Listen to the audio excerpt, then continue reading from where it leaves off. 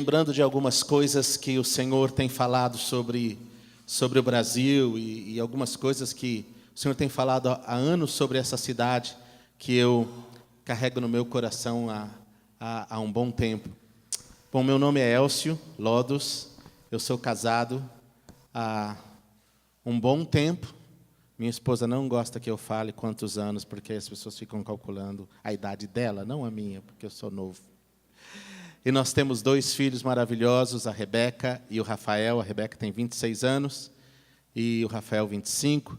Eles amam o Senhor e nossa família é uma família sacerdotal. Nós temos visto a graça do Senhor nas nossas vidas em muitos aspectos.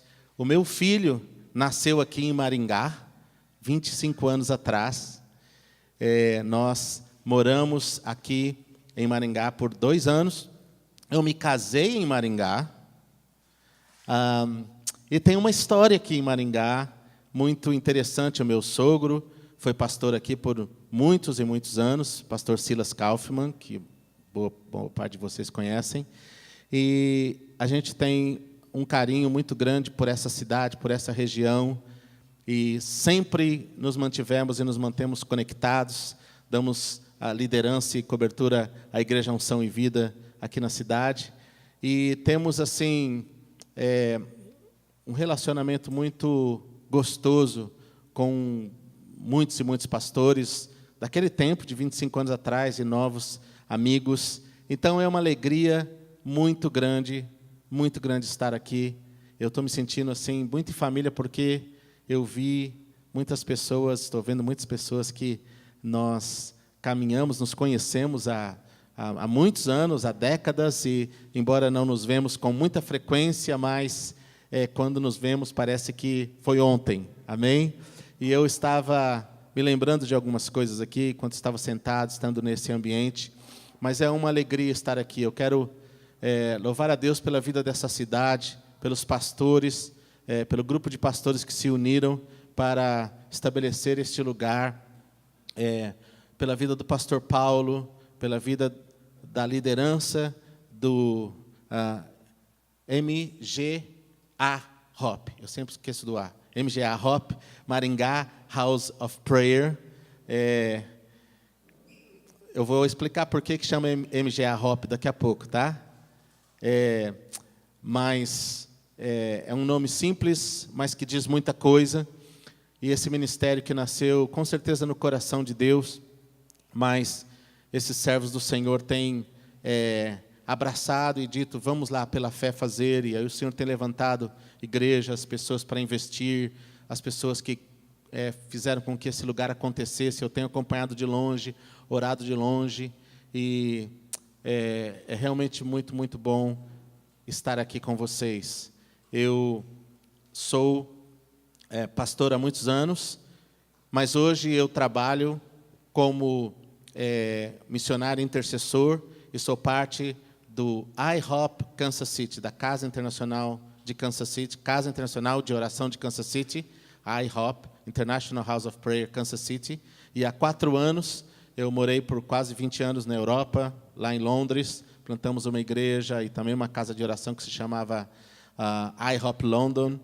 E o Senhor nos moveu para Kansas City há 4 anos, com uma palavra muito específica e muito clara, muito forte, de que muitas coisas que Ele tinha nos dito há décadas em relação ao Brasil e ao mundo de fala portuguesa, Ele ia fazer de uma forma bem intensa e bem acelerada nesses anos. E uma das coisas, há muitas coisas que Deus está fazendo aqui, e muitas coisas maravilhosas que Deus está fazendo nas igrejas locais, nos ministérios, mas uma das coisas é despertar a igreja, especialmente a nova geração, mas toda a igreja, para um novo lugar, para um novo entendimento de adoração, do lugar da adoração, e do lugar da oração, e do lugar da intercessão, e que deste novo entendimento, dessa nova perspectiva, que é uma continuidade do que Deus já vinha fazendo, claro, Deus iria trazer um grande avivamento sobre a terra, e que este avivamento seria o cumprimento pleno de Joel 2, de Atos 2, e um avivamento que ia gerar a salvação de milhões de pessoas, despertar Israel aos ciúmes, levar a igreja a cumprir a sua tarefa e gerar um ambiente de adoração e de consagração na terra, finalmente preparada para receber o retorno do seu rei, o rei dos reis, o Senhor dos senhores. Nós estamos caminhando, irmãos, para o retorno do nosso Senhor Jesus Cristo. A palavra de Deus se cumprirá, amém?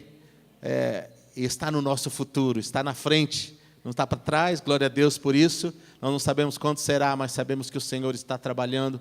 E uma das coisas que Deus disse que faria na terra, em toda a terra, seria despertar uma geração num lugar de amor e paixão e de um lugar de entendimento da adoração e da intercessão e de como Deus quer usar de uma forma ainda mais intensa esses aspectos do seu reino.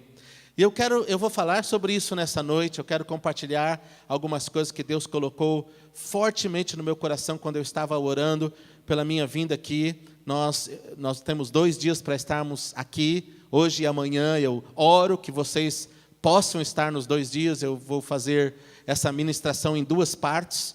Se quem não puder estar amanhã vai ser abençoado hoje, mas se você puder estar nos 2 dias, vai ser meio que uma continuação. Eu vou começar e estabelecer alguns fundamentos, nós vamos orar juntos, e depois eu vou continuar amanhã com alguns outros fundamentos, e nós vamos também orar juntos. Eu estou bem feliz mesmo por estar aqui com vocês, por estar aqui nesse ambiente de corpo de Cristo, começando a dar os primeiros passos para orar juntos, para buscar o Senhor junto, num ambiente em que celebra a unidade, em que celebra o corpo de Cristo e que celebra a adoração, a oração e a intercessão.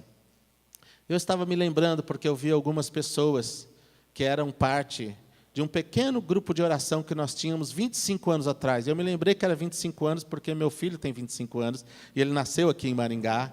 E o tempo que eu passei aqui, e aqui hoje tem algumas pessoas daquela época, meu pastor Antônio, sua esposa, pastora Valdecir, pastor Irene, pastor José, e nós tínhamos um grupo de umas 6, 7, 8 pessoas, depois se juntaram algumas outras pessoas, e nós orávamos diariamente por avivamento, orávamos e jejuávamos, e Deus deu muitas palavras naquela época, e Deus deu algumas palavras muito fortes sobre a cidade de Maringá e sobre essa região. Deus trouxe pastores de fora para liberarem palavras sobre essa cidade. E nós, depois, sabe quando Deus fala uma palavra, às vezes você pensa que vai acontecer na semana seguinte, né? Especialmente quando você é jovem. Você pensa que 1 ano é tempo demais. Mas Deus não falou, por que não aconteceu ainda? Quando passa 5 anos, então, você fala... será que foi Deus que falou? 10 anos, você já quase que começa a esquecer que aquela palavra... Meus irmãos, você sabe que na agenda de Deus, no calendário de Deus, muitas palavras que Ele fala nas nossas vidas vão levar décadas para se cumprirem. Deus está trabalhando na terra e Deus tem um propósito e Ele vai cumprir todas as palavras que Ele falou sobre a sua vida, sobre a cidade, sobre o seu ministério e nesse tempo. E eu tenho certeza, e eu estava me lembrando, e hoje, andando por muitos lugares do Brasil e alguns outros lugares, e vendo o que Deus está fazendo na terra, e esse movimento de oração e adoração explodindo na terra de uma forma tão intensa, e estando aqui com vocês hoje, começando a ver essas sementes de oração e adoração, esse seminário acontecendo, eu estava me lembrando das palavras que Deus nos falou 25 anos atrás, que Ele faria. E passaram tantos tempos, pessoas foram para outros lugares, pessoas foram, voltaram. Eu não estou mais morando aqui e outras pessoas não estão, mas de repente nós estamos aqui hoje e estamos olhando algo nascer de uma forma tão genuína. Irmãos, e eu tenho certeza que o que Deus está estabelecendo aqui, nesse lugar que parece ser tão simples, parece ser tão tão distante de tudo, parece ser no final de Maringá. Eu nem sei exatamente onde nós estamos, mas a minha impressão é que eu vim para o final de Maringá. É que eu também já não conheço tão bem a cidade assim, né? Talvez a gente esteja no meio. Dá a impressão que não é tão grande, dá a impressão que... e não é grande, porque não é para ser grande aos olhos dos homens. E Deus é aquele que, sabe, irmãos, Ele pode fazer coisas grandes, Ele poderia ter colocado essa casa de oração, esse lugar, aqui, esse espaço, no centro da cidade. Ele poderia ter colocado em frente à prefeitura, Ele poderia ter colocado em qualquer lugar. Mas Deus tem a sua maneira de trabalhar, que às vezes nós não entendemos. Eu quero compartilhar algumas dessas coisas aqui, mas eu não tenho dúvida de que esse lugar é um lugar que vai ser um dos instrumentos para gerar um avivamento genuíno nessa cidade e nessa região. Amém? Porque quando nós adoramos, quando nós consagramos um lugar, um espaço para Deus, para adorar, pode ser qualquer lugar, não tem necessidade de ser um super lugar. Deus começa a manifestar a sua presença, Deus começa a nos encontrar, e basicamente eu vou falar sobre isso hoje e amanhã, o meu tema é a maneira que Deus governa. Deus quer nos despertar e nos ensinar um pouco mais. Ele quer que nós entremos e entendamos que há coisas que nós fazemos há anos. Eu sei que falam algumas pessoas aqui que oram há anos. E não é que você está falando, nós não estamos vindo aqui para dizer para você esse movimento, esse ministério, esse treinamento não está vindo aqui na cidade ou no Brasil para dizer que é preciso orar e para ensinar você a orar. Não, você já faz isso há anos e Deus já escuta a sua oração há anos. E Deus, na verdade, eu descobri uma coisa, isso que está acontecendo aqui é fruto também da tua oração por essa cidade, do teu tempo com Deus, do teu lugar secreto, esses jovens estarem começando, e nós precisamos começar a olhar para os nossos filhos e para a próxima geração e crer que eles vão ser levantados por Deus de uma forma até muito maior do que nós. Amém? Eu sempre oro. Eu oro e creio. Uma vez eu ouvi uma frase e eu creio nessa frase para os meus filhos. Eu ainda não tenho netos, porque sou novo e porque meus filhos estão atrasados no processo. Mas eu oro que os meus filhos e os meus netos e os que vierem andem em um lugar, no tempo de Deus, não é? E se der tempo, em que eu nunca tenho andado. E uma vez eu ouvi uma frase que dizia o seguinte: Deus quer que o nosso teto seja o piso dos nossos filhos e da nossa descendência. Isso é, o seu máximo, aquilo que você alcançou de máximo, seja onde a próxima geração comece. Amém? E eu creio que Deus está fazendo isso na terra. Bom, então é uma alegria estar aqui. Nós trabalhamos com esse movimento de casa de oração e de adoração, ministrando e levando a palavra do Senhor a muitos lugares. Uma das coisas que o Senhor colocou para nós trazermos para o Brasil, quando nós fomos lá para a casa de oração em Kansas City, foi esse treinamento, e eu estou muito, muito feliz também que um dos lugares que basicamente começou no primeiro mês, que começaram outros também. Nós temos vários polos em vários lugares do Brasil, mas eu orei muito para que Maringá tivesse um e que a gente começasse aqui, e nós começamos nesse lugar, e eu creio que é uma semente que Deus vai usar para impactar muitas vidas e para fazer muitas vidas encontrarem um lugar de profundidade no Senhor. Há 34 anos atrás, o pastor Mike Bickle, que é o fundador do IHOP, estava no Egito. Ele tinha 28 anos, e o Senhor o visitou no hotel, e ele conta essa história dizendo: Deus falou audivelmente comigo 2, 3 ou 4 vezes na minha mais de 40 anos de ministério. Então, não é que eu escuto a voz audível, a visitação do Senhor todo dia. Foram algumas experiências que me marcaram, e basicamente há 3 experiências na vida dele que o marcaram, e eu estou falando isso porque vou falar do ministério do IHOP um pouquinho, que é a casa de oração em Kansas City, que o pastor Mike Bickle começou com alguns outros homens de Deus há 20 anos atrás. E ele estava lá no Egito, e o Senhor o visitou no quarto de hotel e começou a falar algumas coisas com ele.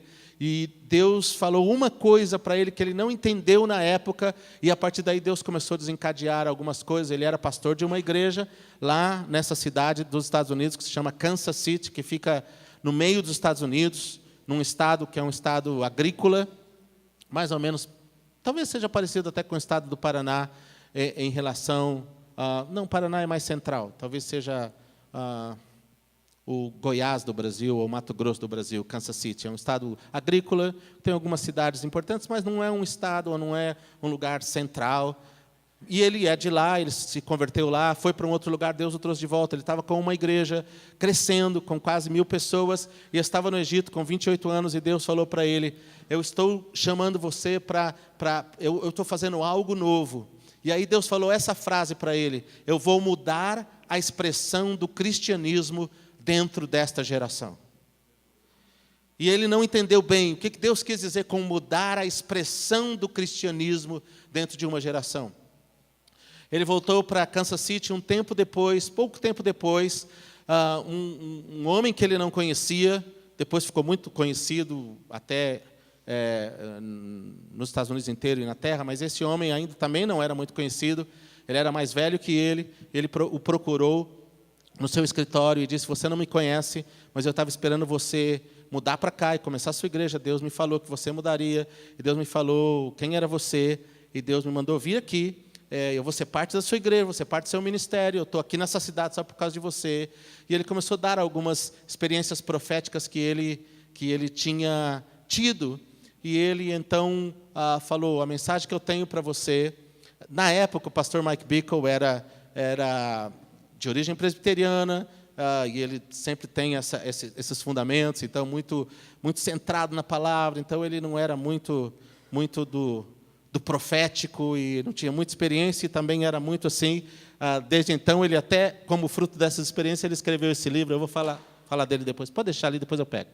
Esse livro aqui, Crescendo no Profético, depois eu vou falar sobre isso, que foi fruto dessa década de 80 de pastorear alguns profetas lá em Kansas City. Mas, antes de tudo isso, primeira vez que ele está vendo esse homem, ele entra no escritório dele e profetiza para ele por 2 horas e fala para ele, Deus me mostrou uma série de coisas, você é líder de jovem? Ele falou, não sou líder de jovem, eu sou o pastor principal da igreja, você vai liderar um movimento de jovens. Você é músico? Não sou músico. Você vai liderar, Deus vai trazer músicos e cantores, e você vai liderar um movimento de músicos e cantores que virão para cá e que vão cantar 24 horas por dia, sem cessar, e que vão adorar o Senhor. E eu vi Deus trazendo as nações, isso vai ser um sinal de que Deus vai fazer isso em todas as nações, porque Deus tem um propósito para despertar a adoração e oração contínua, porque a agenda de governo de Deus precisa, em toda a terra, precisa ser restaurado isso. E é assim que Deus governa no céu. E o Mike ouviu aquelas palavras e não acreditou, mas anotou tudo que ele ouviu. Achou o homem muito estranho, porque o homem falou, ele estava usando uma capa de chuva, uma capa de couro, de inverno, e já estava verão, já era primavera. Ele já achou o cara esquisito, já achou a profecia esquisita, ainda do cara usando não é? Ele era talvez o dobro da idade dele, usando aquela capa, já pensou, esses profetas são tudo esquisito mesmo, esse homem deve ser meio pirado. E aí ele falou para ele 3 coisas, ele falou, e eu quero contar isso para vocês como introdução, não porque eu não estou aqui para pregar o IHOP, ok? Eu quero já falar isso de cara, eu não estou aqui para pregar o IHOP. O IHOP é só um lugar que Deus despertou lá em Kansas City. Deus tem levado as nações lá, porque Ele falou que levaria, mas não é o IHOP, não é aquele ministério só existe lá, é o que Deus está fazendo na terra, e a gente tem a coincidência de ter vários nomes usando House of Prayer, que é casa de oração em inglês, porque acabou sendo uma sigla legal, as pessoas têm usado, nem todos usam HOP, nem todos usam House of Prayer, outros usam outros nomes, tem vários diferentes, isso não é o ponto, ok? Eu só estou contando a história profética para chegar num lugar e até o que Deus falou e o que eu creio que Deus está fazendo na terra e o que Deus está fazendo no Brasil e na igreja e está nos despertando para este lugar. E ele falou, ok, Deus me mostrou que quando esse movimento de oração e adoração começar a crescer na terra, isso é em 84, haverá uma pílula que vai ser vendida nas farmácias e as mulheres vão tomar e elas vão abortar com essa pílula. E ele pensou, esse cara é louco, ele não sabe o que é aborto, porque como assim uma pílula na farmácia vai abortar? Não existe. 84. Segunda coisa, ele falou, eu vi nas plantações da China pessoas, jovens, e ele descreveu dessa forma, com uma televisão na mão, assistindo os passarinhos adoradores, ele usou essa expressão, os cantores, passarinhos que Deus vai levantar aqui em Kansas City, e eles estavam assistindo lá nas plantações de arroz da China. E, aliás, Deus vai trazendo um avivamento na China através desse movimento de adoração e oração que vai se conectar com o que vai acontecer aqui em Kansas City. E ele pensou, como assim?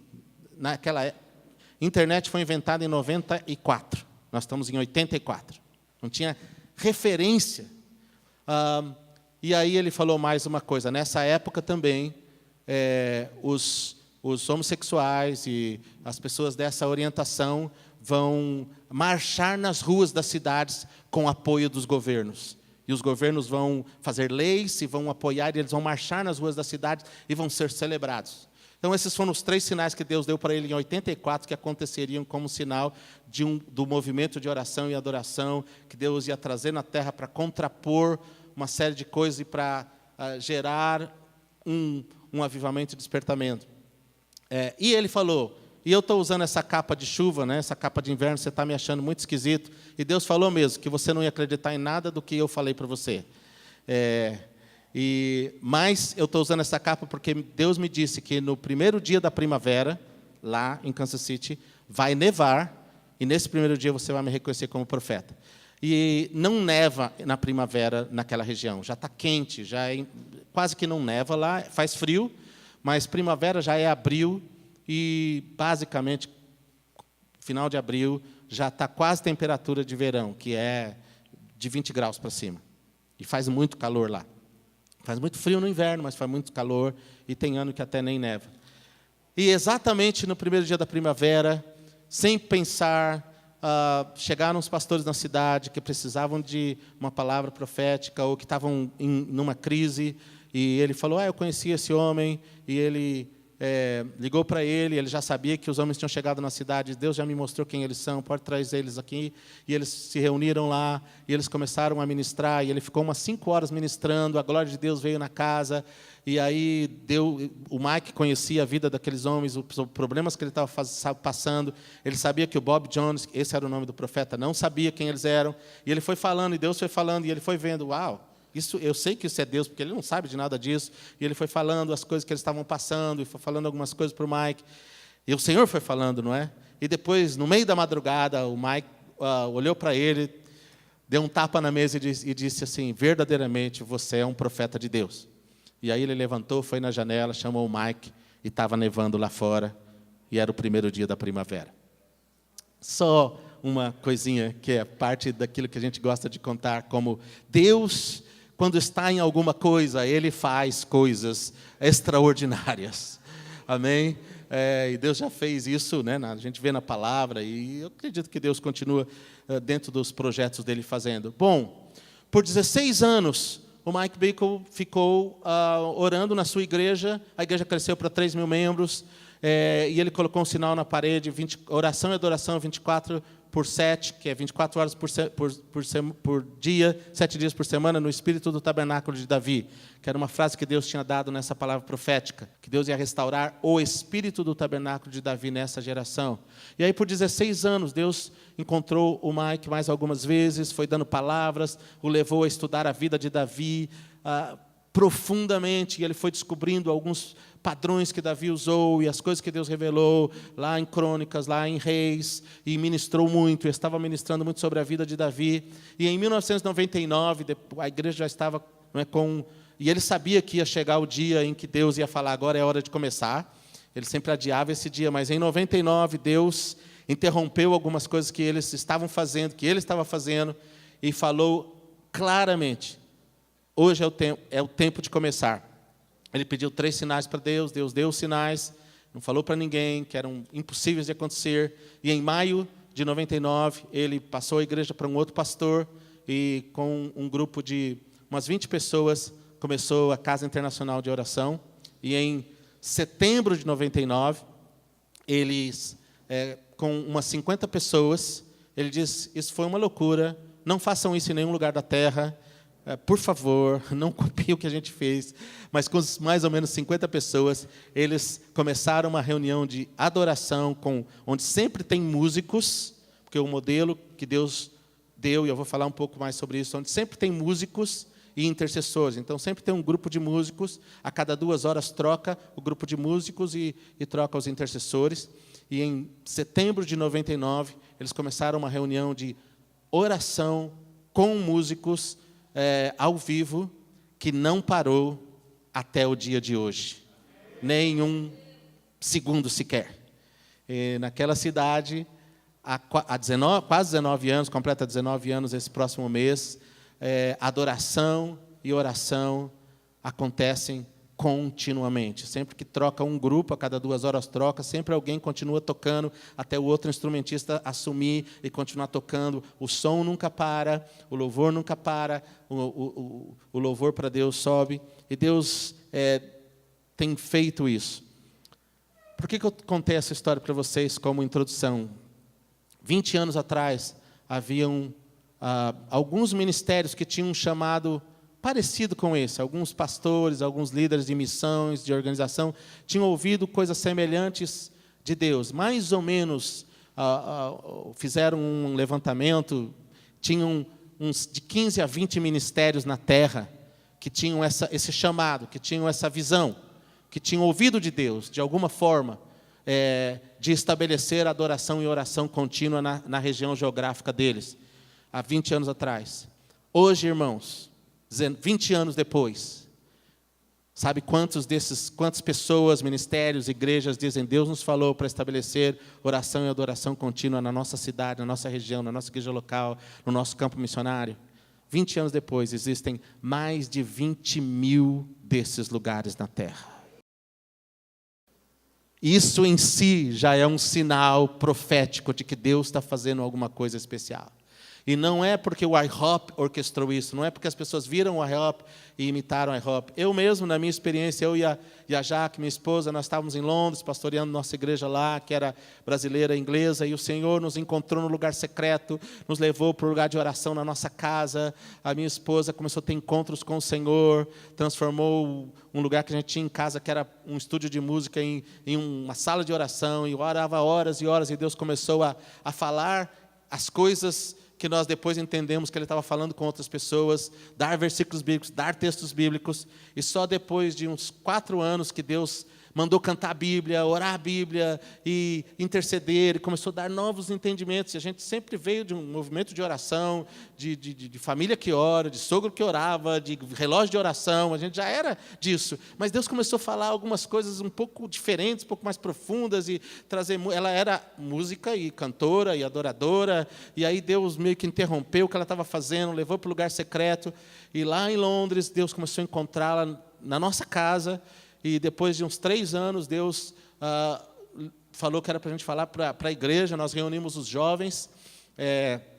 Rico estava lá nessa época. Nós reunimos os jovens e o Senhor derramou uma unção muito grande, um avivamento. E começou um avivamento no meio dos nossos jovens, meus filhos que tinham 12, 13 anos.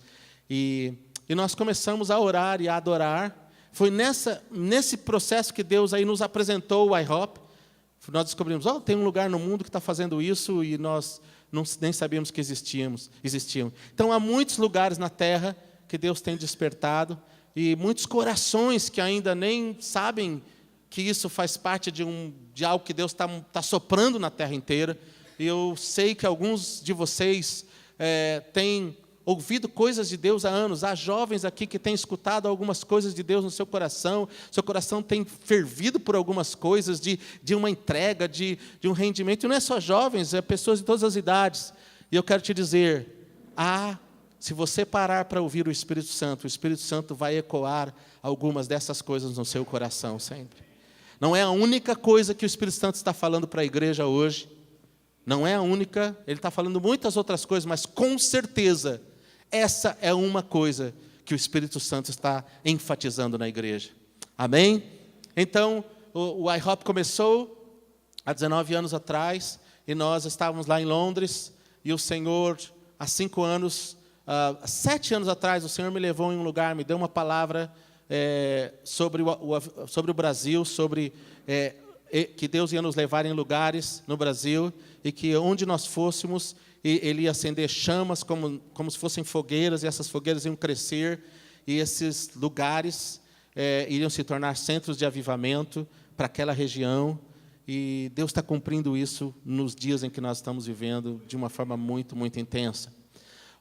Bom, uma coisa que eu queria falar, e o IHOP começou a treinar pessoas por 6 meses, depois 1 ano, depois 2 anos, e aí aquilo foi crescendo, e vieram muitos jovens dos Estados Unidos, de várias nações, e aí o curso cresceu para 3 anos, 4 anos, e há 12 anos existe o IHOP-U, que é a Universidade do IHOP, que é um curso de teologia de 4 anos ou 2 anos, que é um curso de adoração de 4 anos e um curso de mídia. E o Senhor falou, eu quero estabelecer essa escola em um modelo diferente. O fundamento dessa escola será vida de oração para quem estudar, intimidade com Deus, revelação de quem é Jesus Cristo e paixão pela obra de Deus, por Deus. E nós temos, então, uma escola que se chama IHOP-U, temos um currículo que foi desenvolvido ao longo desses anos, e eu, trabalhando como representante do IHOP, tinha um sonho de traduzir isso para o português, de começar a traduzir isso para o português e trazer para o Brasil algumas coisas que não tinha aqui em termos de conteúdo. E esse ano o Senhor nos deu essa graça de começarmos esse curso, que são só 10 matérias, nós temos mais de 100 matérias e temos muita coisa, é um pouco resumido, é a introdução, mas são 10 matérias bem fundamentais, para inspirar o coração das pessoas, para inspirar o entendimento sobre o que Deus está fazendo na terra, a hora em que nós estamos vivendo. E esse curso se chama Programa de Fundamentos, Foundations Program, e nós temos alguns lugares que nós começamos polos, e aqui é um deles, amém? Tem mais 18 em outros lugares do Brasil, está abrindo outros, e aqui é um deles. E se você ainda não tinha ouvido falar, ou quer saber mais, depois fale com a liderança aqui dessa casa, e de repente você pode começar a fazer parte disso agora em setembro. Nosso modelo é que você pode juntar-se ao curso todo começo de novo módulo, você não precisa começar de novo, e vai ser cíclico, e vai te abençoar muito, muito tremendamente. Amém? Ok, eu acho que eu já falei demais na minha introdução, e eu quero entrar e ministrar para vocês um pouco. Eu não preciso falar muito tempo, mas eu sei que a introdução foi um pouco longa, mas, na verdade, na minha introdução eu já estava falando do que eu quero falar para vocês, com vocês. Eu quero trazer algumas coisas da Palavra de Deus que têm transformado literalmente a minha vida. Para mim, isso não é só um ensino, mais um ensino de um dos ensinos sobre oração e adoração. Eu tenho sido tão impactado por esses princípios nos últimos 10 anos, mas no último ano, e especialmente nos últimos meses, Deus tem acelerado isso no meu coração, especialmente vindo para o Brasil e ministrando em muitos lugares. O Senhor tem falado, essa é a mensagem que a minha igreja precisa conectar-se, entender de uma forma mais profunda. Irmãos, nós estamos em dias cruciais na face da terra, não há dúvida disso. Mas nós estamos, como igreja, em dias cruciais no Brasil. Nós estamos há poucos meses de uma eleição super importante, todos nós sabemos disso. Nós estamos, e não é só por causa da eleição, nós estamos num momento em que nós olhamos para muitas coisas, para muitas circunstâncias. Nós estamos vivendo uma crise muito intensa. Nós estamos vivendo uma crise no Brasil muito intensa, e na terra, na verdade. E, para mim, a maior crise não é a crise financeira, não é a crise econômica. A gente nos iludiríamos se achássemos que se todos os problemas econômicos do Brasil fossem resolvidos daqui a 3 meses, o Brasil entraria no eixo e tudo estaria certo. A maior crise do Brasil é a crise moral, é a crise familiar. A juventude, parte da juventude brasileira está sendo perdida para a violência, para as drogas e para tantas outras coisas. E esse não é o meu tema, mas eu quero só despertar você para uma coisa. A solução para o problema, para a crise, para os desafios do Brasil está nas mãos da igreja do Senhor Jesus Cristo. Nós, nenhum outro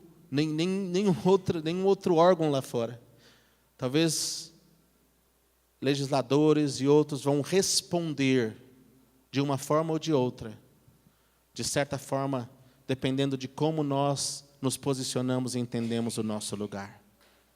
Eu quero falar um pouco sobre isso. Eu sei que isso é uma jornada, e eu sei que muitos de vocês já entendem o que eu vou falar e vão entender claramente, e para alguns de vocês vai ser um pouco novo. Mas eu quero falar um pouco nessa noite sobre o que eu acredito ser uma das principais missões da igreja, dos pastores, do corpo de Cristo na cidade, nas regiões, nessa geração. Sempre foi, mas nós precisamos, talvez, redescobrir alguns desses valores. E eu vou desafiar vocês um pouco, essa noite, amanhã. Desafiar, não eu desafiar, mas com a palavra de Deus. Eu estou sendo desafiado com alguns desses versos que eu já conheço há anos. E o Senhor tem renovado e falado comigo. Então, fique aberto. Se eu ler alguma coisa que você já pregou sobre isso, que você já conhece, que você já leu, fique aberto para o Espírito Santo soprar algo fresco e novo no seu coração, nessa noite e amanhã. E eu estou com algo no meu coração para hoje e para amanhã. Eu estou orando que você não apenas receba um ensino, não apenas receba informações, mas que você receba uma transferência de revelação no seu coração, hoje e amanhã. Que o Espírito Santo imprima algumas coisas, talvez seja uma coisa, talvez nem seja a minha ênfase, mas que o Espírito Santo imprima no seu coração, como pastor, como líder, irmão, irmã, jovem, algo que você não esqueça mais, porque quando o Espírito Santo transfere algo para o nosso coração, vai além do nosso entendimento mental, entra no nosso coração, entra no nosso espírito e começa a nos transformar. Amém? E eu quero orar por isso agora. Você podia fechar os seus olhos comigo? Pai, no nome de Jesus, eu estou te louvando porque o Senhor trouxe esses servos e servas teus aqui, pelo que o Senhor está fazendo nessa cidade, pelo começo de algo grande, tremendo e belo no mundo espiritual. Obrigado por esta casa, e obrigado por esta noite, obrigado pelo privilégio e a honra que o Senhor me dá de estar aqui, por esses irmãos que saíram das suas casas e estão aqui hoje à noite, estarão aqui amanhã. Senhor, eu oro que haja, Senhor, a partir da leitura da sua palavra, a partir daquilo que estivermos falando, que haja uma transferência, um depósito espiritual no coração de cada pessoa hoje à noite. Transforma-nos de dentro para fora. Senhor, eu oro que o Senhor imprima em nós as verdades da tua palavra. Pai, abre os olhos do nosso coração nessa noite. Pai, que aquilo que nós não víamos na sua palavra, nós passamos a ver por causa da ação do teu Espírito em nós. Eu oro por transformação, eu oro por despertamento, por revelação, por chamados aqui, Senhor. Renova os chamados aqui. Pai, há pessoas aqui que têm chamado para este lugar. Desperta e renova o chamado. Senhor, em nome de Jesus, libera a tua glória neste lugar, a tua graça e o teu poder. Libera a tua unção em nome de Jesus. Amém e amém.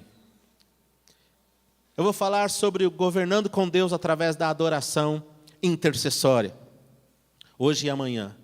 Governando com Deus. Guarde isso, é bem importante essa frase. Governando com Deus. Diga comigo, governando com Deus. Nós precisamos voltar à fé. E eu vou insistir um pouco nisso. Fé tem tudo a ver com o que nós vamos estar falando, como a fé vem pelo ouvir e ouvir da palavra de Deus, então a nossa fé vai estar crescendo hoje e vai continuar crescendo. Eu amo esse seminário que nós estamos fazendo porque ele é pura palavra de Deus, é 1000 versículos bíblicos cada vez, cada hora, e é tudo baseado na palavra, e a fé vem pelo ouvir e ouvir da palavra de Deus, e Deus quer nos despertar para um novo lugar de fé, e eu quero falar um pouco sobre isso. Eu estou muito impactado com isso na minha própria vida, eu estou olhando para mim mesmo nessa área, sendo desafiado. Então, tudo que eu falar para vocês, eu estou falando também para mim nessa noite. Eu estou junto, nós estamos juntos, amém? Vamos deixar a palavra de Deus nos esquadrinhar e falar conosco, e nos tocar, e nos mover, amém? Fora dos formatos, fora das coisas que nós talvez tenhamos e as das reservas. Governando com Deus através da adoração intercessória. Eu estou introduzindo também um termo, adoração intercessória, que eu sei que não é muito comum, porque normalmente nós usamos essas duas palavras separadas, adoração de um lado e intercessão do outro, ministério de adoração, ministério de intercessão, e eu vou falar sobre isso. E esse é um termo um pouco novo que nós usamos bastante lá em Kansas City. Nós usamos com frequência adoração intercessória, e eu quero introduzir vocês para esse conceito bíblico, usando essas palavras juntas, e espero que vocês comecem a usá-las juntas também, e comecem a ver essas duas coisas bem entrelaçadas, como um tricô que forma um tapete, e cada hora você precisa de uma para o mesmo quadro. Mas vamos começar em Apocalipse 4, 3 a 8. Em Apocalipse 4, 3 a 8, nós não vamos ler o texto todo, mas eu quero que vocês anotem. Apocalipse 4, nós temos a incrível descrição do trono de Deus. A descrição mais detalhada do trono de Deus da Bíblia está em Apocalipse 4. Talvez Apocalipse 1, junto com 4. Em Apocalipse 1, a visão de João é aberta. Em Apocalipse 4, João é convidado para subir. E João diz, eu estava em espírito no dia do Senhor, e eu ouvi uma voz que disse, João, eu vi uma porta aberta. Então ele vê uma porta, como aconteceu, o que aconteceu não é o ponto, nem é importante. O importante é que João estava lá. Ele se viu lá. Aonde? Lá aonde? No lugar onde Deus habita. E o lugar onde Deus habita, há um lugar onde Deus habita. Embora Deus esteja aqui hoje à noite, Jesus disse que estaria conosco todos os dias, mas há um lugar real, de verdade, palpável, não é etéreo, não é conceitual, não é uma força, não é uma ideia, há um lugar real. O céu é real. Você pode pisar e você vai sentir o chão do céu. Você toca em coisas no céu. Há cadeiras que você senta e são reais. E o trono de Deus é real. E os anjos de Deus são reais. São de uma natureza diferente da nossa, de certa forma são, mas Deus tem o controle de todas as coisas, Deus criou todas as coisas. E Deus levou João em espírito para este lugar real.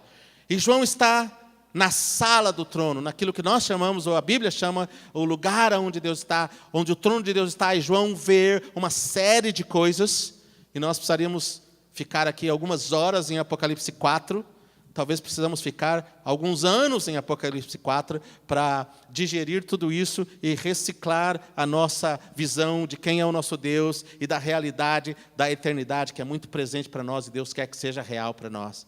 Mas tudo bem, João está lá e começa a descrever tudo, e João, no processo, olha e vê esses seres adoradores, que ele chama de serafins, e ele vê esses seres em volta do trono, e ele diz que ele teve esse entendimento que eles não descansam, nem de dia, nem de noite. E João vê também 24 anciãos, cada um deles assentado num trono. Então tem o grande trono de Deus, tem 24 tronos, e tem 24 pessoas, anciãos, que são como que reis, como que governantes, e eles têm uma coroa, coroa é símbolo de governo, e aí João olha, e esses 4 seres estão adorando, e esses 4 seres estão constantemente fazendo meio que a mesma declaração, e repetindo algo, mas não é repetitivo, porque eles estão reagindo a revelações novas de Deus, e eles estão dizendo o quê? Santo, santo, santo. eu já vi muitas explicações da palavra santo, e do que significa a palavra santo em grego, do que significa aqui nesse texto, significa na Bíblia, já estudei muito isso. É fascinante porque há muitos aspectos, muitos mesmos, e quase todos que você já deve ter escutado sobre o que significa a palavra santo, tem um pouco da verdade. A palavra santo é quase que como um diamante de muitas facetas, como muitas palavras na Bíblia, especialmente as que nós não conseguimos traduzir muito. E eles estão fazendo essa declaração para Deus. Outro dia eu escutei uma pessoa que eu respeito muito, aliás, o Corey Russell, que é um dos professores dessa aula aqui, falar algo, e ele é uma pessoa que eu respeito muito nesse texto, porque há 13 ou 14 anos ele estuda todas as semanas Apocalipse 4, e ora Apocalipse 4, e medita. Então, e ele diz que um dos significados da palavra santo, um dos significados, não é o único, no original tem uma raiz ali, que é mais ou menos que eles estão dizendo assim, ele é totalmente separado, santo, extraordinário, e ao mesmo tempo eles estão dizendo, eu nunca vi isso, eu nunca vi ele desse jeito. Imagine esses seres, que desde que eles existem, não desde a eternidade, porque só Deus é eterno, mas desde que eles foram criados, eles estão em volta do trono de Deus, e eles declaram constantemente, santo. E ao declararem isso, eles estão dizendo assim, uau, eu nunca tinha visto isso em Deus. E eu fico imaginando, talvez um movimento de Deus, talvez um movimentozinho da mão de Deus, um piscar de Deus, se pode dizer assim, e eles caem adorando e dizem, uau, nunca tinha visto, nunca tinha tido esse ângulo dele. E olha que esses seres têm olho por dentro e por fora. Eles têm tanto olho, que é tanta revelação, que eles não absorveriam se eles tivessem um olho só. Talvez essa seja a razão, a Bíblia não diz qual é a razão por eles terem olho por dentro e por fora, é um mistério. Mas eles dizem santo, santo, santo, e quando eles dizem santo, santo, os 24 anciãos, João viu isso, quantas vezes se repete, nós não sabemos, mas João descreve que eles se prostram, pegam a coroa deles e colocam em adoração. Colocar a coroa de um rei, quando coloca a coroa na frente de outro rei, está dizendo assim, eu sou rei, mas eu reconheço que você é o meu rei. Você é o rei dos reis, é rei sobre mim e sobre tudo que eu sou rei. Então eles estão reconhecendo a glória de Deus e adorando a Deus. E João diz assim que isso é contínuo, que é noite e dia, ou sem cessar. Na verdade ele usa a expressão noite e dia. Então no verso 8 diz assim, ou no final de Apocalipse 4, 3 a 8, não tem descanso nem de dia, nem de noite, proclamando, santo, santo, santo, é o Senhor Deus, Todo-Poderoso. O que esses anjos estão fazendo? O que esses seres estão fazendo? O que o céu faz? Se você continuar lendo este livro e outras partes da Bíblia, mas se você continuar lendo as cenas do céu, algumas pessoas pensam que o livro de Apocalipse é a revelação do que o diabo vai fazer nos últimos dias, a revelação da grande tribulação, a revelação disso e daquilo. E tem tudo isso no livro de Apocalipse, mas, na verdade, a centralidade do livro de Apocalipse é a revelação da glória de Deus, do poder de Deus, da majestade de Deus, da realidade de Deus. Por isso que o primeiro versículo é revelação de Jesus Cristo. E o livro de Apocalipse é uma verdadeira cantata. Você tem hinos e hinos, e você tem toda hora os céus cantando, os anjos se reunindo e adorando, e adorando. Você vê a adoração constante. Então, o que João está descrevendo aqui em Apocalipse 4, 8, na verdade, repete-se várias vezes ao longo da sua visão nesse livro. E o que eles estão fazendo aqui? Noite e dia, nós entendemos, percebemos que há adoração em volta do trono de Deus. Mas eles não estão só adorando, eles estão dizendo assim, santo, santo é o Senhor Deus Todo-Poderoso, aquele que era, que é e que sempre será. É isso que eles dizem? Ok, preste atenção nisso. Aquele que era, que é e que há de vir. Há de vir para onde, se eles estão lá no céu? Se eles estão cantando na presença de Deus. O nome de Deus, eu sou, Yahweh, ou Jeová, ou Javé, depende de como a gente traduz. O nome, quando Deus deu para Moisés, em hebraico, literalmente significa aquele que era, que é e que sempre será. Ele é o único, não há outro Deus além do nosso Deus. Então, o nome dele é único, porque ele era, é. Quando eles estão cantando aqui, se esperaria que eles cantassem o significado do nome de Deus, aquele que era, que é e que sempre será. Mas, ao invés de cantarem aquele que era, que é e que sempre será, eles cantam aquele que era, que é e que há de vir. O que esses seres, o que em torno do trono de Deus está acontecendo aqui? A adoração nós já identificamos. Mas sabe o que está acontecendo também, o tempo todo? Intercessão. Por quê? Ele há de vir para onde? Ele há de vir de volta para o planeta Terra. Em Gênesis, Deus começou visitando a terra no cair da tarde, e por causa do pecado do homem, Deus retirou as coisas, retirou o Éden e tudo mais, e aí Deus começou o processo de redimir a humanidade. Aonde a Bíblia começa, a Bíblia termina. Deus habitando na terra, a Bíblia termina com Deus voltando para a terra, com a nova Jerusalém, estabelecendo a sua glória, novos céus e nova terra. E Deus ouve isso o tempo todo. Então nós temos adoração e intercessão. É fácil para nós entendermos adoração, Deus é para ser adorado. Eu sei que vocês têm esse conceito, mas eu queria que você pensasse um pouco mais. Por que é tão importante para Deus adoração e intercessão?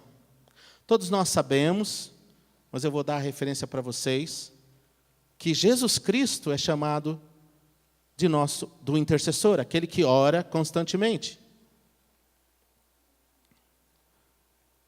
Hebreus 7, 25, Romanos 8, 34. O qual está à direita de Deus e intercede por nós. Então, além dos anjos, desses serafins adorando e intercedendo, nós temos Jesus Cristo à direita de Deus intercedendo.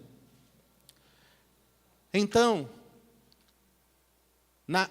no lugar onde Deus literalmente mora, e esse é o meu ponto aqui, eu quero deixar isso com vocês para nós seguirmos em frente, existe adoração e intercessão constantemente.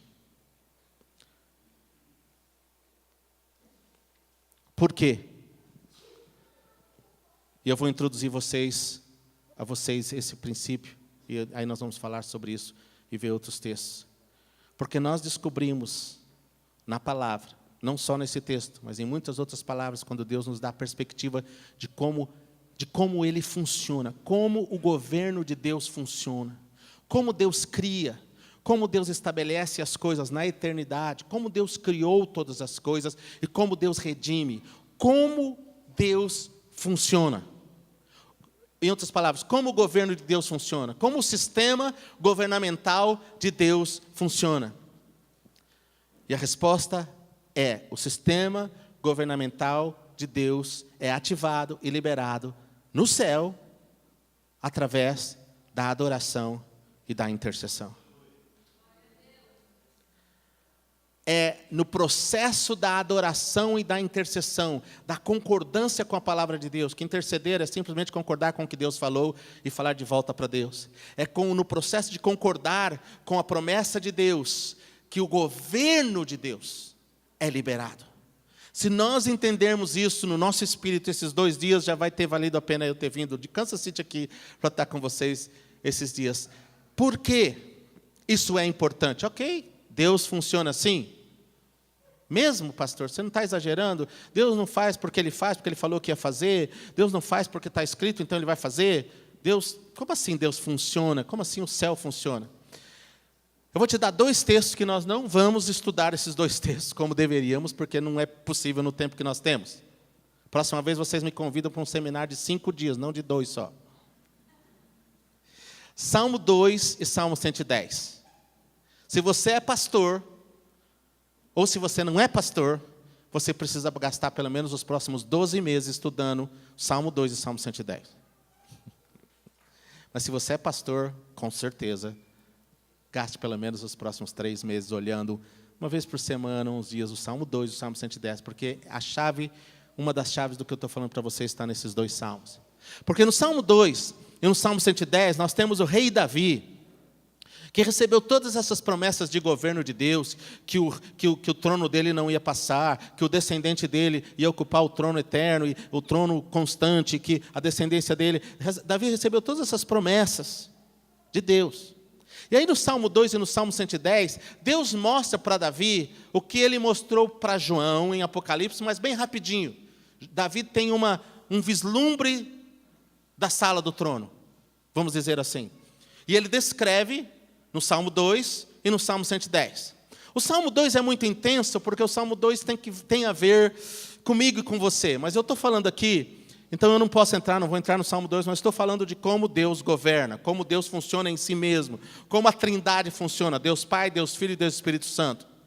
No Salmo 2, nós temos a descrição das coisas como estão acontecendo nos últimos dias. Davi vê e nos descreve, mas é muito interessante porque as nações no Salmo 2 estão se rebelando contra Deus, como as nações hoje estão, a cultura está dizendo não queremos Deus na nossa cultura, os governos estão dizendo, as prefeituras estão dizendo, e assim por diante. O governo que não tem temor de Deus está querendo excluir as definições de Deus da cultura e dizendo não queremos Deus, não queremos essa Bíblia antiga, não queremos nada disso. Salmo 2, versículo 1, 2, 3, você descobre isso. No versículo 4 diz, ou 4 ou 5, Deus diz assim, olha para essas nações da terra hoje e diz, Deus ri das nações. Ele nem se move, ele nem se levanta do trono. Deus ri das nações e fala assim para elas, vocês não sabem de nada. Deus nem se incomoda com as nações rejeitando ele. Então, gente, Deus não está preocupado com o destino do Brasil, nem das nações. Ele tem todas as coisas no seu controle. Deus quer despertar essa geração, o seu povo, para se alinhar com Ele. Mas Ele está no controle, Ele está assentado no trono. Ele olha para as nações e diz assim, vocês não sabem de nada, vocês estão dizendo que vão me rejeitar, como cordas, amarras, vão quebrar as amarras. Eu já escolhi o meu ungido. Eu já escolhi o meu rei. E ele vai reinar sobre todos vocês. Aí, na sequência desse verso, depois de falar isso, e Davi está olhando, está vendo, e ele está nos descrevendo. Deus, como que olha para o lado direito, Deus olha para Jesus, que está sentado à sua direita no trono, e diz assim, pede-me, e eu te darei as nações por herança, e os confins da terra por tua possessão. Em outras palavras, eu vou estabelecer o meu projeto, a minha liderança, mas como é que vai funcionar? Deus, Filho, pedindo para Deus Pai, intercedendo. Vamos para o Salmo 110 agora. Salmo 110, Davi de novo está vendo os céus. E agora é um pouco mais claro o Salmo 110, porque Davi olha e ele vê, e ele não fica confuso, ele não descreve confusão, mas eu fico imaginando no meu coração que deve ter sido assim, um processo intenso para Davi, até para ele descrever para os seus companheiros o que ele tinha visto. Porque ele já tinha as promessas do descendente dele se assentar no seu trono. Tá? Jesus cita o Salmo 110 nos evangelhos, quando ele confronta os fariseus, que é muito interessante a maneira que Jesus usa o Salmo 110. Mas aqui nós estamos vendo Davi, e literalmente, se você lê o Salmo 110 em hebraico, Davi começa assim o Salmo. Eu vi Adonai. Ok, ver Adonai é normal na Bíblia, os profetas descrevem isso constantemente, Davi já tinha descrito isso. Adonai é Deus, é um dos nomes de Deus. Os judeus usavam a palavra Adonai para não usar Yahweh, ou Jeová, ou Javé, para não tomar o nome de Deus em vão, o eu sou, eles só falavam o nome de Deus, que era Yahweh, uma vez por ano, quando os sacerdotes consagravam. Normalmente eles usavam a palavra Adonai para Deus, que significa Senhor. E aí Davi diz assim, eu vi Adonai assentado à direita de Yahvé. Na nossa tradução eu vi o Senhor, o meu Senhor, assentado à direita do meu Senhor. Você já parou para pensar o que é essa revelação na geração de Davi? Naquele tempo, Davi está descrevendo os princípios da Trindade, Deus Pai, Deus Filho, quando lá no Velho Testamento eles tinham a revelação de Deus Pai, mas eles ainda não tinham. Mas, de qualquer forma, eu vi, e no original, Adonai, e eu vi Yahweh, duas pessoas, e Adonai assentado à direita de Jeová, de Javé, vou usar Javé, que é o uso mais comum. E aí ele começa a descrever a conversa entre Deus Pai e Deus Filho, entre Javé e Adonai. E aí ele diz assim, teu cetro, e aí Deus está falando para Jesus, teu cetro será um cetro, assenta-te à minha direita, eu vou colocar o teu cetro para ser o cetro de justiça, você vai reinar. Aí no verso seguinte, fala de nós, fala desse tempo, fala de estabelecer o governo de Deus. O teu povo será voluntário no dia do teu poder, o teu povo vai entender essa identidade de intercessão e de adoração e vai se mover em poder. E aí no verso 5, ele fala, eu vou colocar todos os teus inimigos debaixo dos seus pés, você vai reinar, e fala da conquista, de Jesus vindo e conquistando e estabelecendo o governo de Deus através da sua conquista na sua segunda vinda. Ok. Mas no verso 4, que está bem no meio do Salmo 110, Deus descreve como Jesus conquista. Era de se esperar que ele falasse, tu és, então, o grande rei da descendência de Davi, ou tu és o grande, da tribo de Judá, tu és o leão da tribo de Judá. E o que Deus fala? Deus fala assim para Jesus, tu és sacerdote para sempre, segundo a ordem de Melquisedeque. Em outras palavras, é através da intercessão que Jesus vai estabelecer o governo de Deus na terra. Como sacerdote. Voltando lá para Apocalipse 4 e 5, especialmente quando João vê o desencadear das coisas no céu, quando ninguém pode abrir os selos, o que ele vê? Quando ele vê um leão, ele ouve um leão, mas quando ele se vira, ele não vê um leão, ele vê um cordeiro como que se foi morto, que fala do sacrifício de Jesus, da intercessão de Jesus. É nessa capacidade de intercessão que o Senhor opera. Bom, nós descobrimos nesses dois salmos e em outros textos que o reino de Deus funciona é liberado através de adoração e intercessão. Vocês estão comigo? Eu sei que falta 15 para as 10 e eu já vou terminar, ok?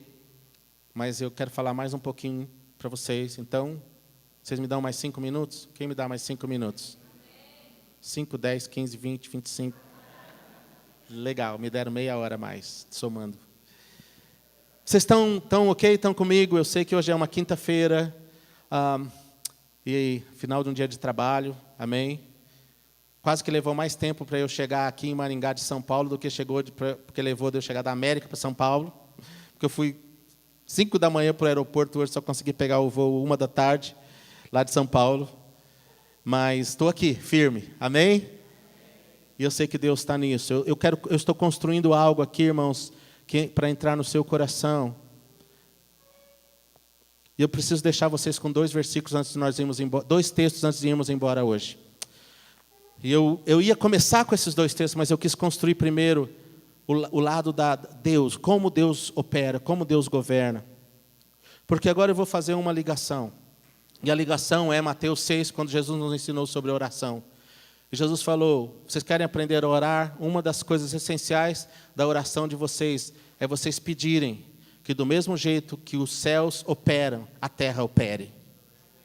É vocês crerem e entrarem no entendimento neste lugar. Então vocês vão orar assim. Comece adorando, Pai nosso que estás no céu, santificado seja o seu nome. Comece reconhecendo que Ele está no céu, que Ele é santo, que Ele tem revelações novas, falam e que os anjos falam. Comece reconhecendo quem é Deus, mas depois declarem isso. Seja feita a sua vontade, assim na terra, como ela é feita no céu.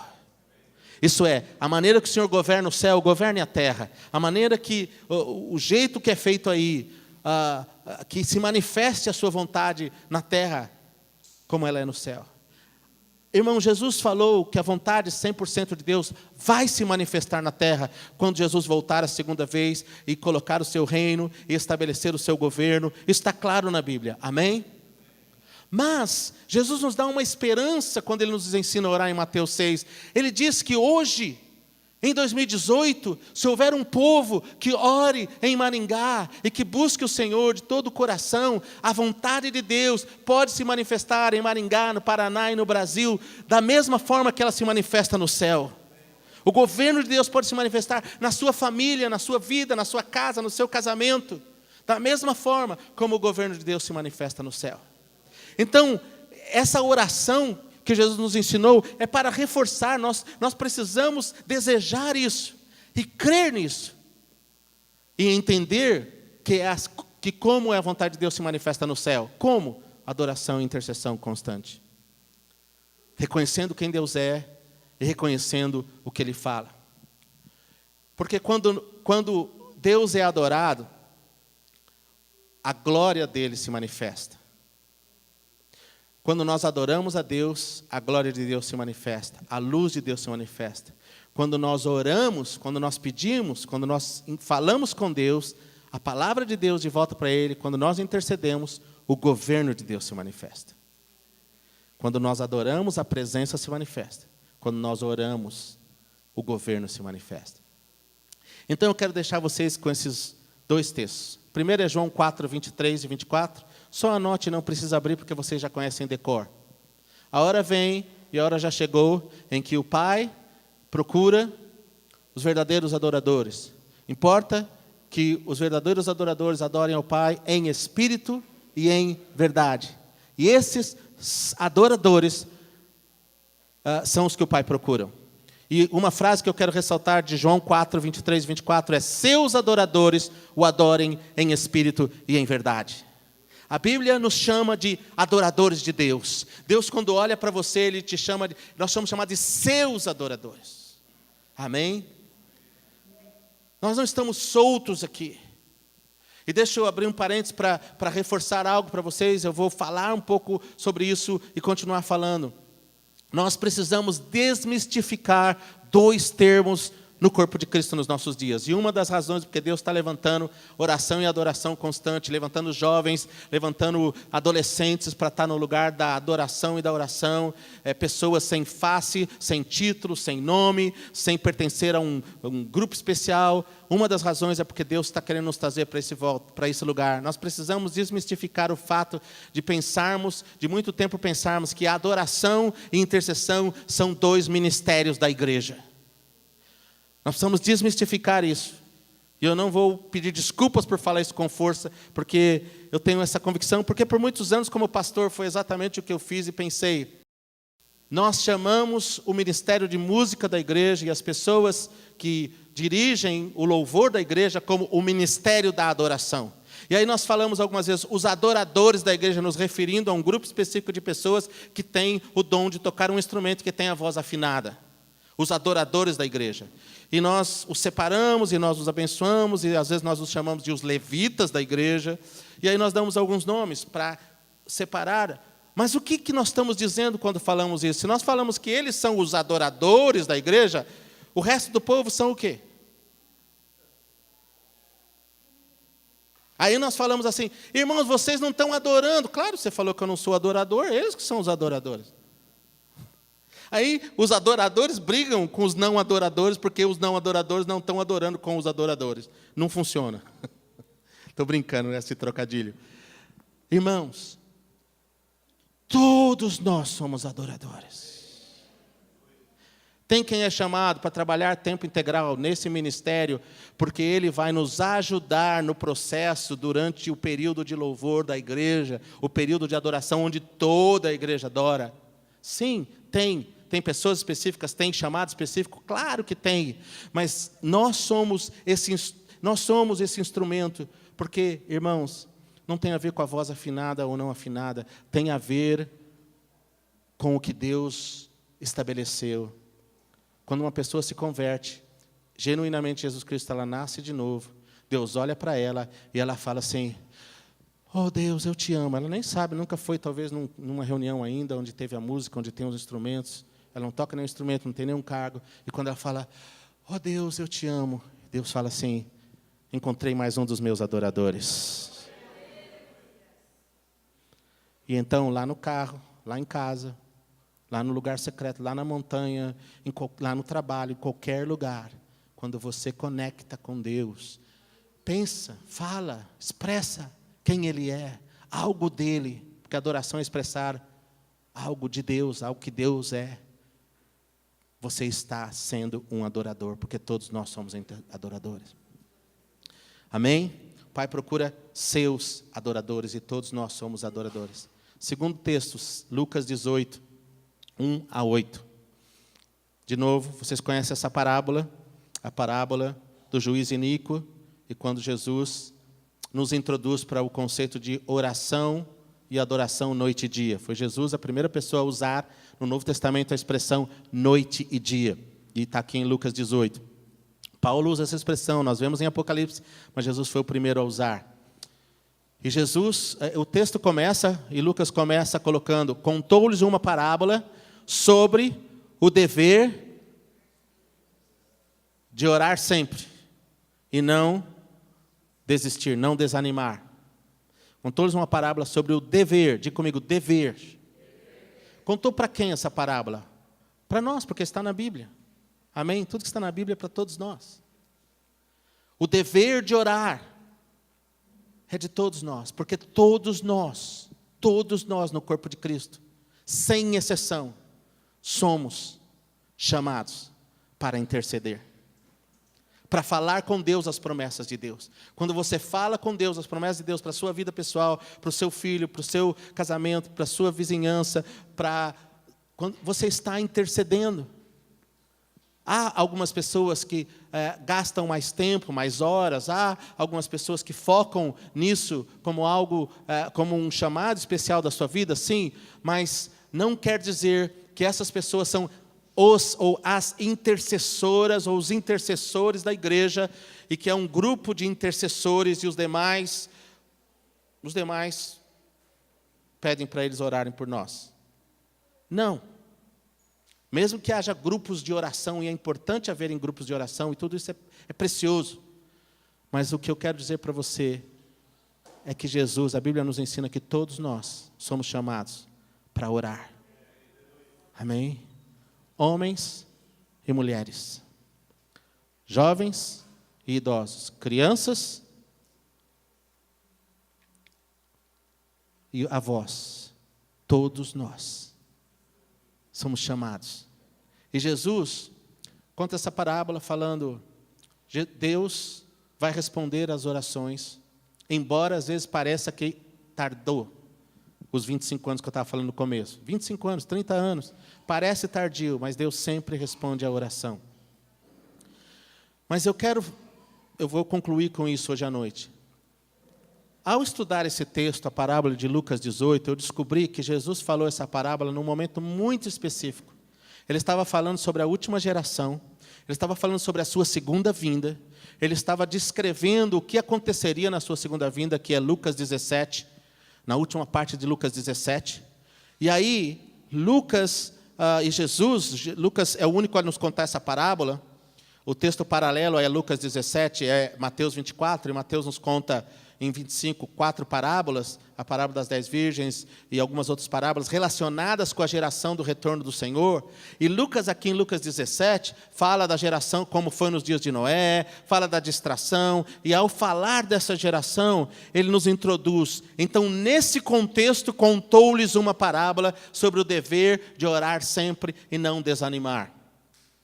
E aí, isso nos liga ao fato de que Jesus estava falando essa parábola para todas as gerações, mas a geração do retorno de Jesus precisa prestar muita atenção nessa parábola. Porque nós teremos um grande desafio, e eu acredito que nós estamos vivendo esse dia, ou estamos vivendo os dias iniciais desses dias. Porque quando Jesus conclui essa história, essa parábola, ele diz assim, não fará vosso Pai Celestial, que é um juiz perfeito, que é amoroso, que faz tudo e que sempre responde, não fará justiça aos que ele clamarem, embora às vezes noite e dia, embora às vezes pareça tardio.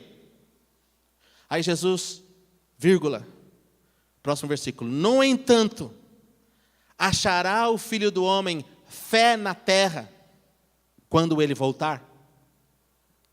E assim conclui a parábola. Jesus não está dizendo que ele não vai achar fé na terra quando ele voltar. Jesus estava fazendo uma pergunta hipotética, né? Uma pergunta que nós precisamos responder. Mas eu queria deixar algo com você nessa noite, que tem me desafiado. Por muito tempo, até recentemente, quando eu olhava para essa história e para Jesus concluindo essa parábola, eu comecei a perguntar por que Jesus concluiu essa parábola com achará o Filho do Homem fé na terra.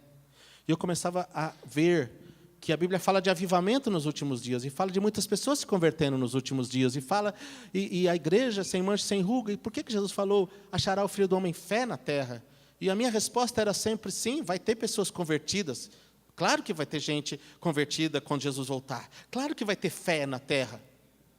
E eu sempre expliquei esse versículo como fé em Jesus. Fé para a salvação. Fé na terra. Fé em Deus. Fé na palavra. Recentemente, relendo, estudando de novo, Deus tem me trazido de volta para esse texto com muita frequência.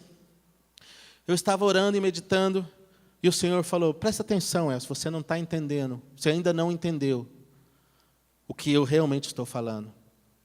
Estou falando sobre a geração do meu retorno, sobre as distrações, sobre a mentalidade da geração do meu retorno, a mentalidade da geração de Noé, correndo, comendo, bebendo e dando-se em casamento, e não prestando atenção nas coisas de Deus.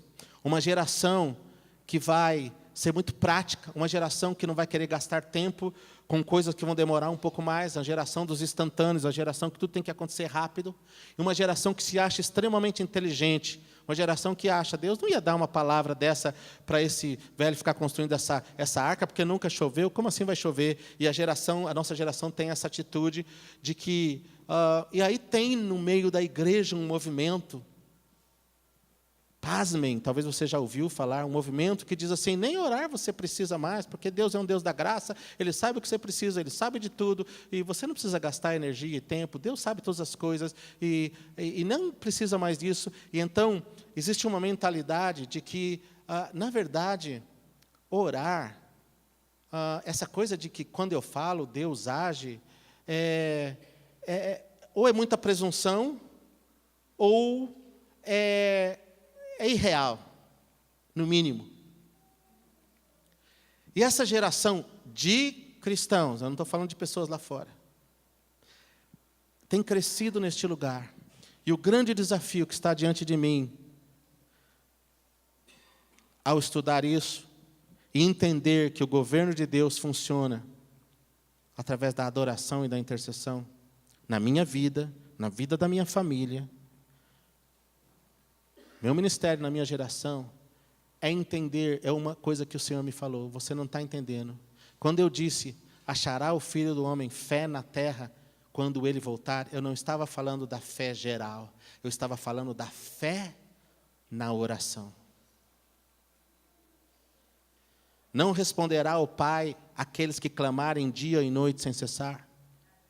Eu fico surpreso, uma das coisas que a gente tem que responder frequentemente lá no IHOP e em outros lugares que nós vamos, é, por que 24/7? Por que noite e dia? Por que orar? Por que vocês estão orando há 19 anos e não param, e não apaga a luz, e sempre tem gente orando? Por que precisa disso? Vocês não estão exagerados? Algumas pessoas tentam achar um argumento teológico do porquê não é para orar 24 horas, do porquê Deus nunca mandou orar 24 horas. E tem uma série de argumentos, por isso até uma das razões que eu escrevi um dos livros que chama Dia e Noite Sem Cessar, é para mostrar na Bíblia e mostrar na história que Deus usa isso e que Deus quer isso. Mas nós estamos fazendo a pergunta errada, mas talvez esteja vindo deste lugar até de dúvida no próprio poder da oração. Quando o Filho do Homem vier, encontrará ele um povo que creia tanto que a oração realmente move a mão de Deus, que não vai sair do lugar da oração até ver o milagre acontecer? Será que nós, como igreja brasileira, cremos que Deus pode mudar o Brasil? independente do que acontecer em outubro. Cremos que Deus pode colocar quem Ele quiser, como Ele quiser, e que Ele pode transicionar as coisas. Será que nós temos essa fé? Ou nós oramos um pouco descomprometidamente? E a minha questão é, se nós tivéssemos esse nível de fé, como igreja, nós estaríamos orando muito mais. Se nós tivéssemos esse nível de fé, pelo número de crentes que a gente já tem na terra, nessa geração, nós teríamos adoração e oração 24 horas por dia em todas as cidades. Você sabia que tem provavelmente 40 milhões de evangélicos no Brasil? E se 0,001% acreditar piamente nessa promessa, é o suficiente para sustentar, revezando, sem cansar ninguém, 24 horas por dia de oração em qualquer cidade do Brasil? Vocês acham que é crente suficiente em Maringá para sustentar 24 horas de oração com um crente orando só 1 hora por semana? Há ou não há, na prática? Número suficiente de crentes. Vamos pegar todos os crentes. Fala assim, porque quando a gente fala de 24 por 7, as pessoas pensam que é um jovem que fica 24 horas na sala de oração e que não faz mais nada na vida a não ser estar lá. Não estamos falando de uma pessoa, nós estamos falando de um grupo de 1000 pessoas em uma comunidade que entenderam essa revelação e que se dedicam 20 horas da sua semana, sim, em oração, ou tocando lá 25 horas da sua semana, e as outras horas eles continuam casados, continuam fazendo as suas coisas, indo evangelizar, fazendo ministério, ganhando almas, fazendo obra social, mas eles entendem que a minha vida, eu quero dar metade do meu dia útil para o Senhor, na sala de oração. E se número suficiente de pessoas fizerem isso, nós vamos ter pessoas para sustentar sala de oração, sim, em toda a terra. Mas começa deste lugar, nós entendendo e vivendo isso, que nós precisamos restaurar a fé de que quando nós falamos com Deus, os céus se movem. Uma pessoa orando, trazendo a palavra de Deus para Deus, move. Deus vai mover na sua vida. Você sabe por quê, irmãos? Eu tenho meditado, isso é muito sério. Porque há tantos problemas em casamentos cristãos, tantos divórcios, tantas separações, tantas crises. A gente, como pastor, aconselha, e às vezes não consegue, não chega lá, porque... E eu tenho meditado muito nisso nos últimos anos, e eu acho que uma das respostas está nesse lugar aqui. Nós não estamos cultivando fé no poder de Deus para mudar circunstâncias através da nossa oração. Geralmente, quando você conversa com um casal em crise, eles falam assim, eu já tentei de tudo. E a gente também tenta de tudo com eles, aconselha, tal, muda, tal, fala com o conselheiro, vai para o psicólogo, volta, vai, tal, muda isso, tá, muda esse comportamento, fala aquilo, não grita, não fala, não vem, não vai. Todas essas coisas que nós falamos como pastor, que cansa só de pensar.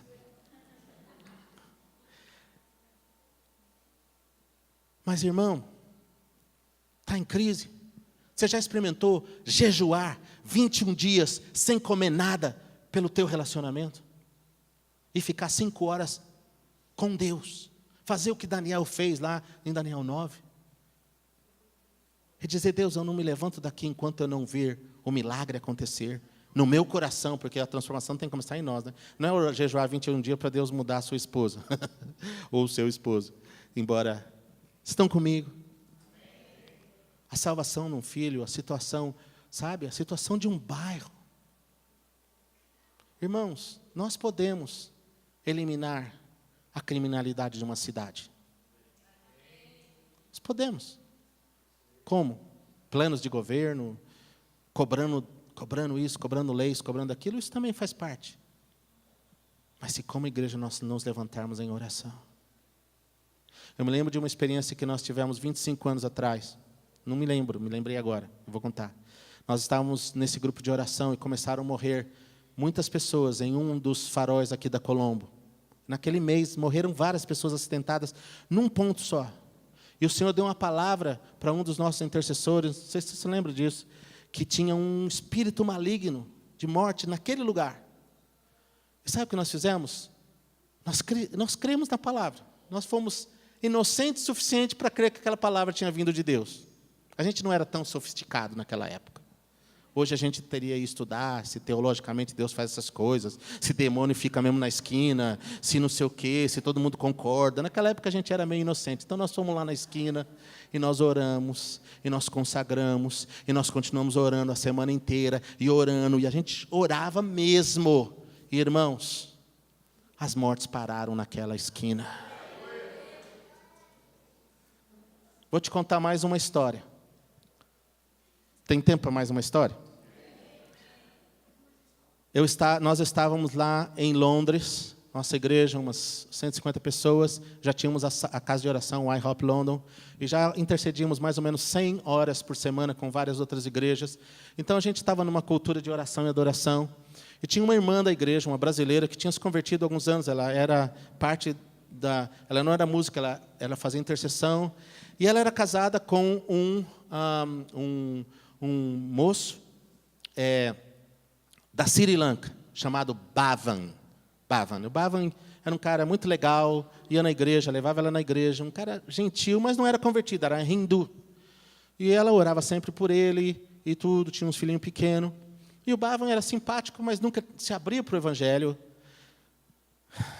E ele era do Sri Lanka. E a família dele, parte da família dele estava em Londres e parte da família dele estava no Sri Lanka. Um dia de manhã, uns 15 minutos antes de começar a reunião do domingo, que era domingo de manhã, ela chegou super preocupada, super ansiosa, veio falar comigo e disse: pastor, aconteceu uma coisa trágica, a igreja pode orar e tal. E ela contou que tinha uma guerra no Sri Lanka, acontecendo faziam 21 anos, entre um povo chamado Tamil, que era um povo que ficava no norte do país, e o resto do país, e o governo. Era uma guerrilha, era uma guerra civil, já tinham morrido milhares de pessoas. E a guerrilha, o cara que comandava o exército, que queria derrubar o governo e não conseguia, e ficava aquela guerra sanguinária, e o povo tamil ficava no meio sofrendo, e ele queria a independência dos tamils, era muito complicado, ele dizia que nunca ia se render, ele tinha um exército forte. E o que aconteceu foi que um tio do Bhavan morava nessa região, e na cidade dele estourou a guerra lá, e ele fugiu. Eles tiveram que fugir da noite para o dia, e nessa fuga, para sair do lugar onde estavam balas e guerras, ele, correndo de noite, ele se perdeu da filha dele de 15 anos, e quando ele saiu da região da guerra, ele percebeu que a filha dele não estava lá. E aí ele ficou desesperado, porque ela tinha ficado lá no lugar que estava morrendo gente. E aí ele ligou para a família em Londres e disse: olha, está acontecendo isso aqui, ele era hindu também, e eu estou ligando para vocês porque eu vou voltar lá para buscar minha filha, talvez vocês não vão mais me ver, porque talvez eu morra, então só estou me ligando para me despedir, e eu vou voltar lá, não sei o que aconteceu com ela, talvez esteja morta, talvez... E essa foi a notícia que a irmã trouxe para a gente: vocês podem interceder? Porque ele está lá agora, e o Bhavan está super nervoso, a família está nervosa, eles não sabem o que está acontecendo. E aí eu falei: claro, irmã. E aí eu compartilhei com a igreja, e nós começamos a adorar por alguns minutos, e aí começamos a interceder. E aí o Senhor foi levantando, né, nós já tínhamos muita experiência, bastante intercessão, mas Deus foi trazendo um jovem após o outro, crianças, e assim, era para ser 10, 15 minutos, acabou indo o tempo, foi uma meia hora, 40 minutos, era o culto de domingo, e nós intercedendo, e sentindo graça de Deus, e declarando que aquele pai seria livre, que aquela adolescente seria livre, e declarando a bênção sobre a nação, e eu orei uma ou duas vezes, mas eu fui o último a orar, até porque eu ia encerrar para fazer o culto, e estava muita graça de Deus, e várias pessoas oraram o que eu orei também, mas eu orei com muita intensidade. Eu não estou falando isso para dizer que foi eu que orei, por isso que aconteceu, mas eu fui o último a orar, e eu falei: Senhor, em nome de Jesus, nós concordamos que esse pai está salvo, ele vai ficar protegido, e essa semana ainda, Senhor, eles vão ser encontrados, e eles vão estar livres, e a menina vai estar livre, e nós declaramos os anjos ao redor deles, essa semana ainda. Eu já ia terminando, eu senti um impulso do Espírito Santo, e eu falei: Senhor, e tem mais, essa guerra já foi longe demais, em nome de Jesus, nós ordenamos que essa guerra termine essa semana ainda. E aí oramos em língua um pouco, e adoramos, e todo mundo intercedeu. Irmãos, naquela semana, a guerra no Sri Lanka terminou. 21 anos de guerra. Naquela semana, e não voltou mais. A menina foi encontrada, protegida, o pai foi encontrado, ligou para a família naquela semana, disse que foi um milagre, assim, ele não usou essa palavra, mas eles foram encontrados, porque a guerra terminou. O cara que disse que nunca ia conversar com o governo alguma coisa aconteceu, que a gente sabe que foi Deus, foi lá e baixou as armas e fez um tratado de paz com o governo. Inesperado. Irmãos, e o Bavan se converteu. E está crente até hoje e é um obreiro hoje lá em Londres. E o filho dele é um adorador, porque tocava nos nossos turnos, o menino nasceu na sala de oração. Irmãos, eu creio porque creio que naquele dia nós cumprimos Isaías 30, 18 e 19. Deus espera, Deus quer fazer coisas na terra, mas Ele espera alguém que com fé concorde com o que Ele quer fazer. Porque Deus sempre trabalha em parceria e o reino de Deus funciona com adoração e intercessão. É assim que Deus governa. Não é de outra, é assim que Deus governa. Estude isso. Não dá tempo, não dá. Eu fico aqui, já falei até demais, não dá tempo de eu dar para vocês, mas isso eu estou tentando resumir 5 mensagens numa só, por isso que eu estou meio enrolado aqui. Mas estude isso. Oração na Bíblia, intercessão, como é que foi com Israel, como é que foi na igreja primitiva. E nós às vezes perdemos isso. Mas o que Isaías 30, 18 e 19 diz? Diz assim: por isso o Senhor esperará. Essa palavra é um pouco assustadora. Porque Deus está esperando para ter misericórdia de vós. Ele está dando um tempo para ter misericórdia do Brasil. Mas por que Deus espera para ter misericórdia? Ele não é soberano, Ele não faz a hora que quer, a coisa não acontece, a gente não está aqui só de espectador vendo o que Deus vai fazer. Por isso Deus esperará para ter misericórdia de vós, e por isso Ele se levantará, para se compadecer de vós, porque o Senhor é um Deus bondoso. Ele é um Deus justo, de equidade, diz a minha tradução aqui. Ele é um Deus que quer fazer o bem. Bem-aventurados todos os que nele esperam, isso é que tem fé em Deus. Porque o povo habitará em Sião, em Jerusalém, não chorarás mais. Presta atenção nessa frase agora. Certamente se compadecerá de ti, ao som da voz do teu clamor. Ouvindo você, Ele te responderá. Deus está à espera da voz do nosso clamor para liberar o governo dele na terra. E naquele dia Deus só precisava de um pequeno grupo que ninguém nunca vai saber na terra. Vocês estão sabendo que eu estou contando testemunho, e nem sempre eu conto com tanta intensidade. Um pequeno grupo que ninguém nunca vai saber na terra, que concordasse com Deus, que ligasse o céu com a terra, porque isso é que é intercessão, para liberar o sobrenatural dele lá naquele país.